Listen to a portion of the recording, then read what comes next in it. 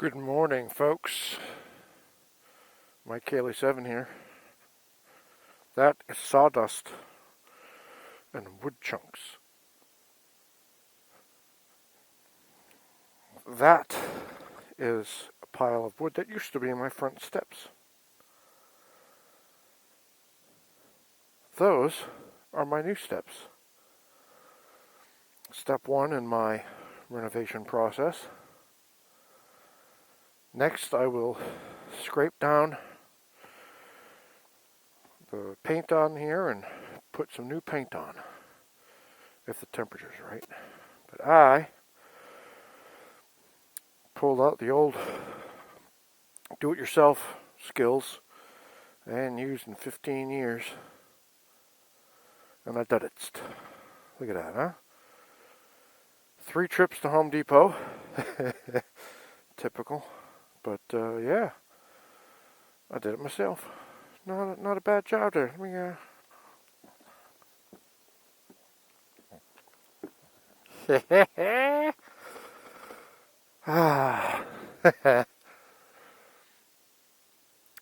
also trimmed my bushes. Not bad, right? I got to clean the gutters. They look kind of nasty. The insides are clean. The outsides are yucky. And I think that's it. Pretty much. I mean, I'm working on it. And the yard looks pretty good. I mulched all the leaves. I'll have to do one more mulching in December when all this stuff falls. It's November 18th. The peak deer season is kind of easing off now, so hopefully I won't get squished, run into or anything. Sorry about all the breathing. My microphone is apparently very sensitive to that. People think, God, Mike, are you dying? No. Well, probably. I don't know. Alright, there you go. See? It's much cleaner now. So, you can stop griping at me.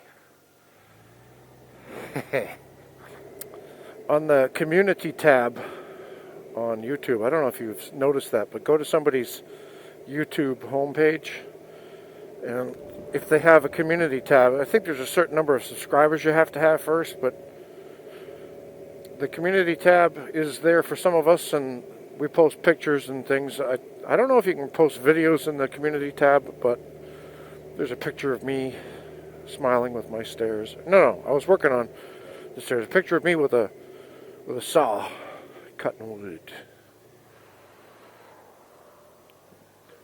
So that's one way to kind of keep in contact when I'm not making a motovlog. I also have my Facebook page, my Cayley 7's Motovlogs. It's pretty much the same stuff that's on my YouTube channel. I was watching an old video by a motovlogger by the name of Ichimochi. He's been around pretty much as long as I have. Rides a Fat Boy, I think it is. Late 90s, early 2000s Fat Boy. And this old video of his that I've seen before, but it just happened to, like, when one video ends, the next video starts. So that video came up and I was getting ready for work, and so I was watching it. And he talked about Yuppies and how they trailer their bikes, and they have RVs with the motorcycle in the back, a toy hauler kind of thing. And the real bikers like him, they ride to places like Sturgis. So I'd like to talk a little bit about that idea.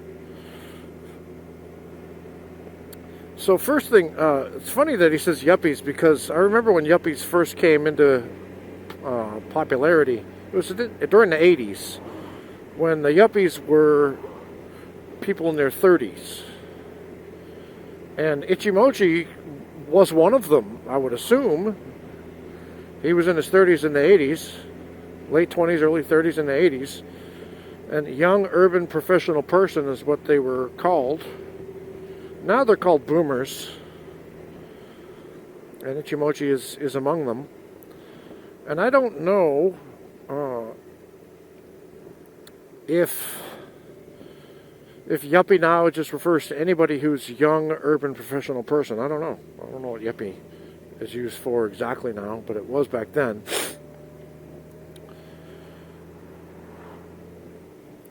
And this idea of trailing your bike, making you not a real rider,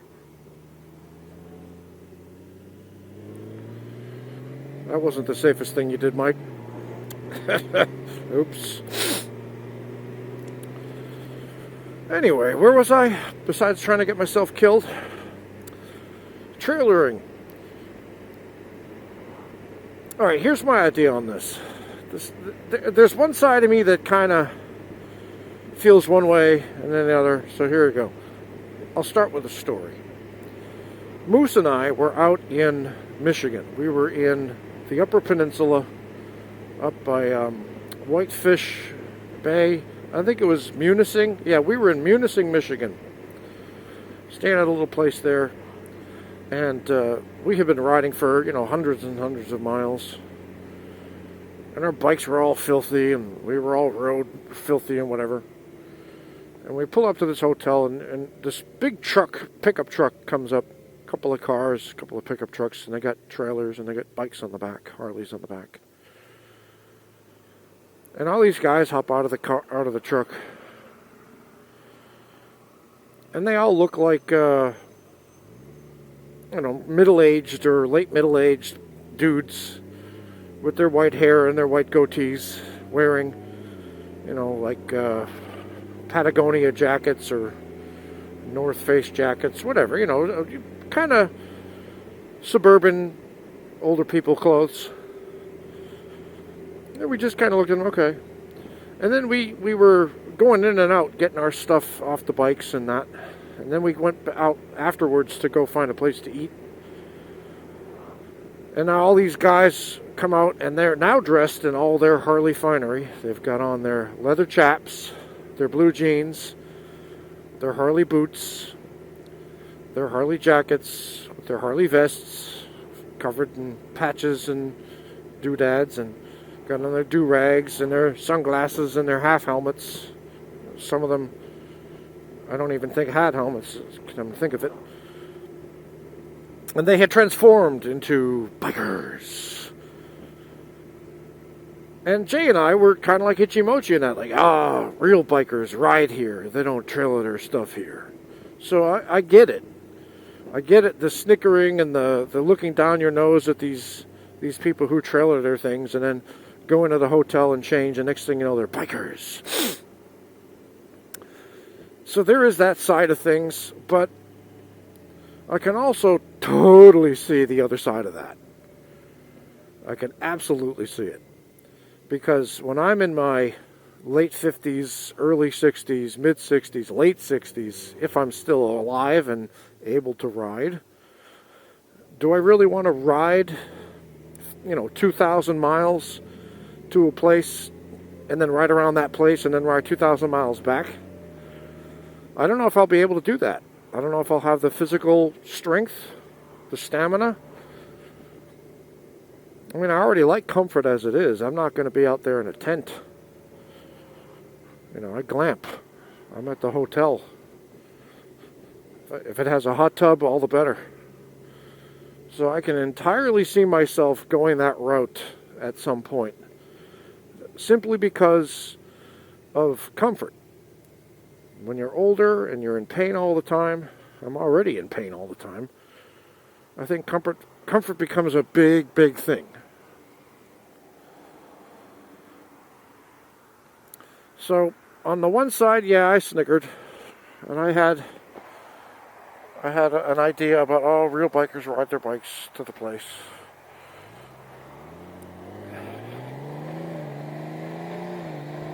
But the other side is,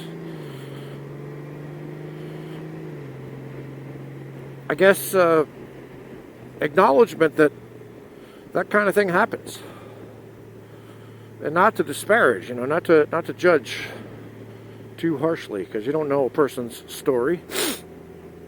The fact that they're still out there riding is a good thing, right? Even if they're trailering their bikes, at least they're doing something. Not sitting around on their rocking chair with a glass of lemonade, lamenting how they can't do anything anymore. You gotta get up and go. I'm gonna try to do this riding everywhere I want to ride for as long as I can, but at some point I cannot what's the word for it? Not discount. I can't deny that at some point I might actually want to get a trailer or get one of those big RVs with the little garage in the back for a bike, a toy hauler kind of thing. I guess we'll see. And then I'll be one of those people that others snicker at. And I'll be making fun of myself more than anybody else at that point. As I ride to work in 44 degrees, wearing all my gear, and a heated vest. Yes, that's right, folks. I have gone to the heated stuff. I have a $150 heated vest on.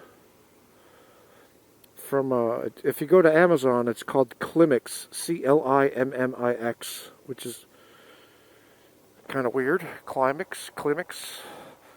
Then when you buy the thing and they ship it to you, it's got a weird rip-off of Yogi Bear is their logo.